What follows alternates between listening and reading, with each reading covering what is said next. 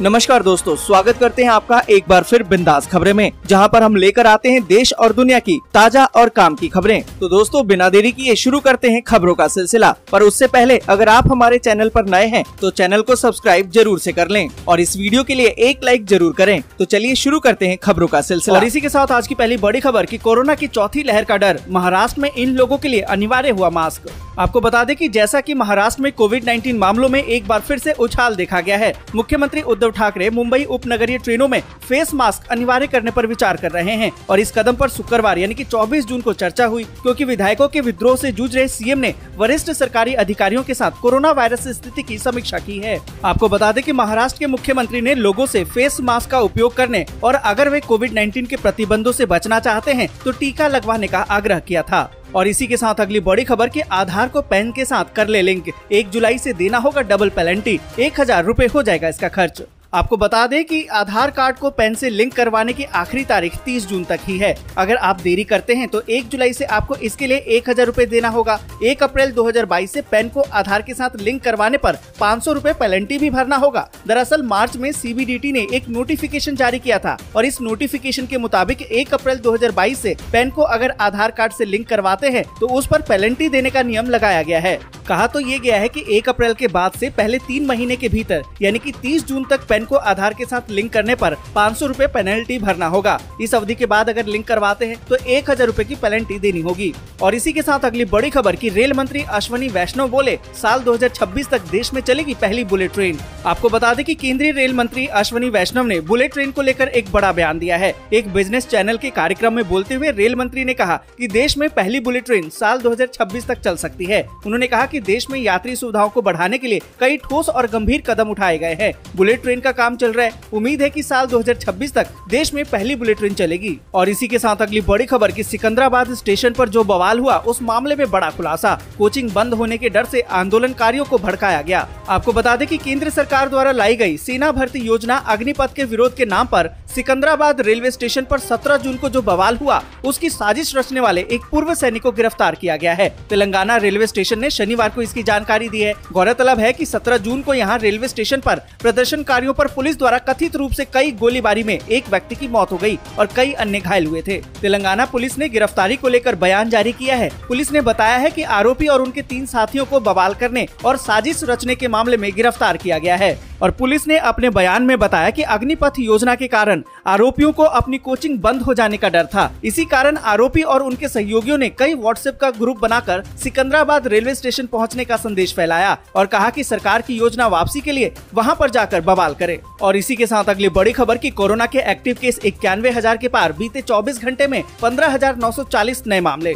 आपको बता दें कि देश में कोरोना के नए मामलों में गिरावट देखने को मिली है। स्वास्थ्य मंत्रालय के अनुसार भारत में बीते 24 घंटे में 15,940 नए कोरोना के मामले सामने आए। वहीं इसी दौरान 20 लोगों की कोरोना के कारण मौत हो गई है। आपको बता दें कि कोरोना के मामलों में गिरावट जरूर है, लेकिन एक्टिव मामलों में बढ़ोतरी अभी भी जारी है। अब कुल एक्टिव केस की बात करें तो 91,779 हो गए हैं। और इसी के साथ अगली बड़ी खबर की पीएम नरेंद्र मोदी 26 जून से जर्मनी और यूएई के दौरे पर, G7 शिखर सम्मेलन में लेंगे हिस्सा। आपको बता दें कि प्रधानमंत्री नरेंद्र मोदी 2 दिन की विदेश यात्रा पर जा रहे हैं। वे जर्मनी के चांसलर के निमंत्रण पर 26 और 27 जून को G7 शिखर सम्मेलन में हिस्सा लेंगे। वहीं प्रधानमंत्री 28 जून को यूएई के पूर्व राष्ट्रपति के निधन पर शोक व्यक्त करने के लिए खाड़ी देश भी जाएंगे। पीएम नरेंद्र मोदी जर्मनी और यूएई की यात्रा के दौरान 15 से ज्यादा कार्यक्रमों में शामिल होंगे। और इसी के साथ अगली बड़ी खबर की महाराष्ट्र की सियासत में एक नया मोड़, एकनाथ शिंदे गुट ने किया नए दल का गठन। बागी विधायक दीपक केसरकर ने बताया क्या होगा नाम। आपको बता दें कि महाराष्ट्र में जारी सियासी खींचतान थमने का नाम नहीं ले रहा।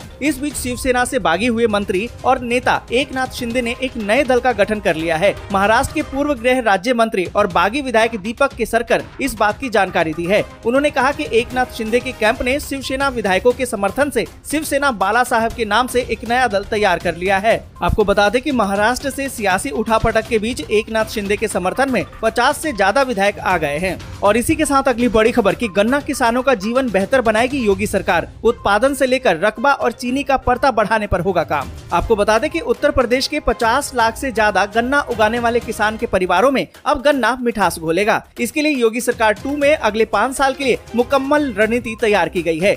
यहाँ पर आपको बता दें कि समग्रता में बनी इस रणनीति में मिलों का आधुनिकीकरण, सल्फर मुक्त चीनी का उत्पादन से लेकर गन्ने के उपज से लेकर रकबा और चीनी की परता को बढ़ाने में चरणबद्ध तरीके से काम किया जाएगा। और इसी के साथ अगली बड़ी खबर कि नवनीत राणा ने की महाराष्ट्र में राष्ट्रपति शासन लागू करने की मांग। आपको बता दें कि महाराष्ट्र में सियासी घमासान मचा हुआ है। राज्य में राजनीतिक खींचातानी से हर दिन का एक नया बवाल तूल पकड़ता जा रहा है। राज्य की सियासत का संग्राम थमने का नाम नहीं ले रहा है। ऐसे में अमरावती से निर्दलीय लोकसभा सांसद नवनीत राणा ने राज्य में राष्ट्रपति शासन की मांग कर दी है। आपको बता दें कि नवनीत का ये बयान महाराष्ट्र के मुख्यमंत्री उद्धव ठाकरे के खिलाफ शिवसेना नेता एकनाथ शिंदे के विद्रोह और कुछ बागी विधायकों के कार्यालयों पर हमलों की खबरों के बीच आया है। और इसी के साथ अगली बड़ी खबर कि 27 जून से रद्द रहेंगी ये 6 ट्रेनें। कई ट्रेनों के रूट में बदलाव, देख लीजिए इसकी पूरी लिस्ट। आपको बता दें कि इंडियन रेलवे मेंटेनेंस के कारण ट्रेनों को रद्द कर देता है या फिर ट्रेनों के रूट में बदलाव कर देता है और इसकी सूचना रेलवे पहले से यात्रियों को दे भी देता है ताकि उन्हें किसी तरह की परेशानी न हो। इसी क्रम में रेलवे ने परिचालन संबंधी कुछ कारणों से बदलाव किया है और इसके तहत उत्तर पश्चिम रेलवे ने जोधपुर मंडल में 6 ट्रेनों को रद्द कर दिया है। वहीं उत्तर मध्य में इंटरलॉकिंग के काम के कारण कुछ ट्रेनों के मार्ग में परिवर्तन भी किया गया है। और इसी के साथ अगली बड़ी खबर कि श्रीलंका में लोग रख सकेंगे सिर्फ $10,000। सरकार ने विदेशी मुद्रा रखने की सीमा घटाई। आपको बता दें कि विदेशी मुद्रा की भीषण किल्लत का सामना कर रहे श्रीलंका की सरकार ने निजी स्तर पर डॉलर रखने की सीमा 15,000 से घटाकर 10,000 कर दी है। यानी अब देश का कोई भी नागरिक $10,000 या उसके बराबर की विदेशी मुद्रा ही अब अपने पास रख सकेगा। सरकार ने तेजी से कम होती विदेशी मुद्रा भंडार को मजबूती प्रदान करने के उद्देश्य से ये कदम उठाया है। और इसी के साथ अगली बड़ी खबर की आर्थिक तंगी झेल रहा पाकिस्तान अब लस्सी और सत्तू की खपत को देगा देश में बढ़ावा। जानिए क्या है पूरा मामला। आपको बता दें कि आर्थिक तंगी से जूझ रहे पाकिस्तान में खर्च बचाने के लिए नए नए तरीके सुझाए जा रहे हैं। देश के एक शीर्ष शिक्षण संस्थान ने एक नया विचार प्रस्तावित किया है। वो ये है कि चाय के आयात पर लगने वाले खर्च को कम करने के लिए देश में स्थानीय पेय पदार्थों जैसे कि लस्सी और सत्तू के इस्तेमाल को बढ़ावा दिया जाए। इससे न केवल रोजगार बढ़ेगा बल्कि चाय के आयात पर लगने वाली विदेशी मुद्रा भी बचेगी। आपको बता दें कि देश में चाय बागान को बढ़ावा देने के साथ साथ स्थानीय पेय लस्सी और सत्तू के उपयोग को बढ़ावे का सुझाव दिया गया है। यहाँ पर कहा गया है कि रोजगार में भी वृद्धि होगी और इससे जुड़े लोगों की आमदनी बढ़ेगी। इतना ही नहीं, चाय के आयात पर जो खर्च लगता है वो भी घटेगा। और इसी के साथ अगली बड़ी खबर कि फिर से हमले हुए तेज। पूर्वी यूक्रेन के दूसरे शहर की घेराबंदी के लिए रूस ने झोंक दी है पूरी ताकत। आपको बता दें कि रूस और यूक्रेन के बीच में युद्ध को 4 महीने बीत चुके हैं और इस बीच रूस आज भी पूरे यूक्रेन पर हमला कर रहा है। वहीं रूसी सेना पूर्वी यूक्रेन में एक शहर की घेराबंदी करने की कोशिश कर रही है। क्षेत्र के गवर्नर ने इसकी जानकारी दी है। इससे पहले पास के एक शहर पर उसने हमला किया था। यूक्रेनी सैनिकों को हफ्ते भीषण लड़ाई के बाद भी पीछे हटने के लिए मजबूर किया गया था। इतना ही नहीं, रूसी सेना की तरफ से पूर्वी क्षेत्र में लड़ाई के केंद्र से काफी दूर के इलाकों में भी अभी हमले किए गए हैं। लुहांस्क क्षेत्र के गवर्नर ने सोशल मीडिया मंच फेसबुक पर कहा है कि रूसी सेना दक्षिण की तरफ से लिसिचांस्क शहर की घेराबंदी की कोशिश कर रही है और ये शहर लुहांस्क क्षेत्र के प्रशासनिक केंद्र सिवेरोडोनेस्क शहर के पास है, जिससे लगातार रूसी हमले का सामना करना पड़ रहा है और हफ्तों से यहाँ दोनों पक्षों के बीच में छापेमारी युद्ध अभी भी जारी है। वहाँ के गवर्नर ने बताया है कि यूक्रेनी सेना ने यहाँ से अब पीछे हटना शुरू कर लगी हो तो लाइक और शेयर जरूर कर दें। अगर अभी तक आपने चैनल को सब्सक्राइब नहीं किया है तो सब्सक्राइब जरूर से कर लें।